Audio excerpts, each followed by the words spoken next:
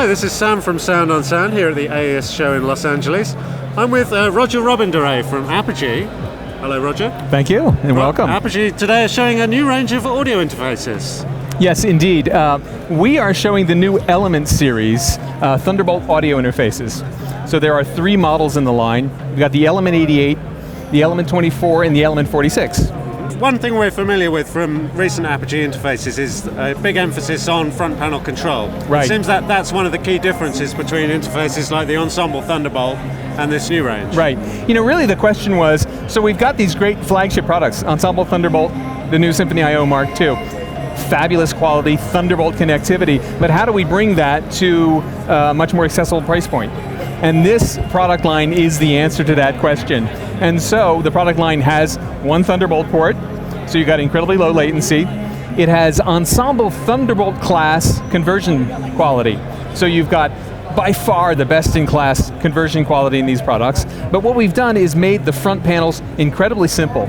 It's a really robust and portable interface, but we've come up with what we call a control ecosystem. So there are several ways you can control the new Element series. Okay, cool. So presumably one of these ways is through the Apogee Maestro utility, yes? Maestro, no. We actually have a brand new app. Do tell. Yes, and it is called Element Control, very simply. So brand new, built from the ground up, and really incorporating a lot of the feedback that we've got from users. So the idea with Element Control is it can be as complicated or as simple as you like. So this is the new Element Control Mac application, and we've made it to be very user customizable.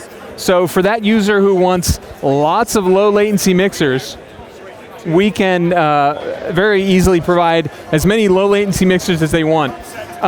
You can see right now I have 4 stereo playbacks from my app. If you want to set it up that way, you can really go wild. This channel view, it allows me to turn on and off, whatever I want to see. So I can go from that, then I can turn off a lot of low latency mixers, make it a lot more small for, this might be more manageable. Then I can even turn this window completely off and get this is called the Essentials window. I can use the Mac keyboard arrow keys to toggle between my various settings, choose a microphone input, raise its level, then come down further and there's my headphones, my speaker outputs, and then I can set those. So there's so many different ways to control the Element series. Ultimately, I could even turn that off and do all the control from these are the audio device controls in Logic. So right here, these are Element inputs.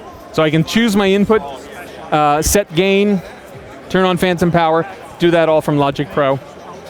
So the other thing we have is this iOS app. It's a free app and offers wireless control over Wi-Fi. And again, gives you control over your mic inputs, your headphone and speaker outputs. Hope my hand wasn't in the way. So we also have an iOS app. Oh, cool. And so again, this gives you control over the most important things. You've got your mic preamps, your speaker and headphone outputs, and supports multiple units, so we could have up to 16 mic pre's on your iPhone or your iPad.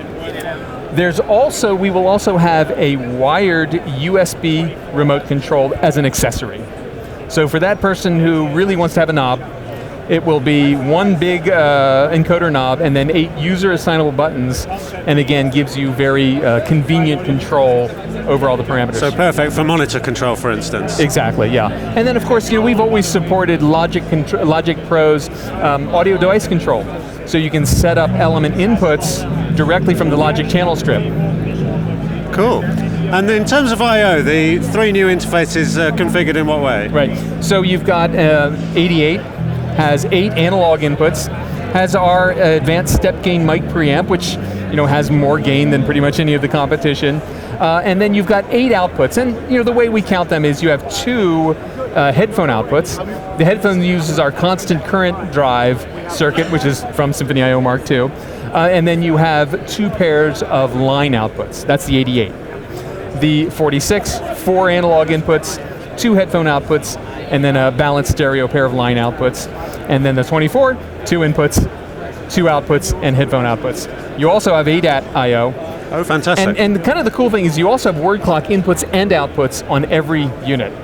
So these could be a clock master for your system. Cool, so it's really easy to integrate these into a professional environment. Exactly, yeah. And when can we expect to find them in the shops? Next week. They are awesome. This series, we really have done our best to make sure that they are available at announcement. Wonderful. And what's the retail price? So the 24 is $595.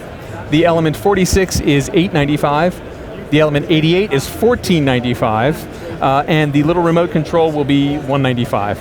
And one more question, is it possible to combine these within a single system? It's a great question, yes. You can connect up any two of these to your Thunderbolt-equipped computer. So you can have two 8x8s here for a total of 16 inputs, or you could have a 2x4 and an 8x8, any combination of those.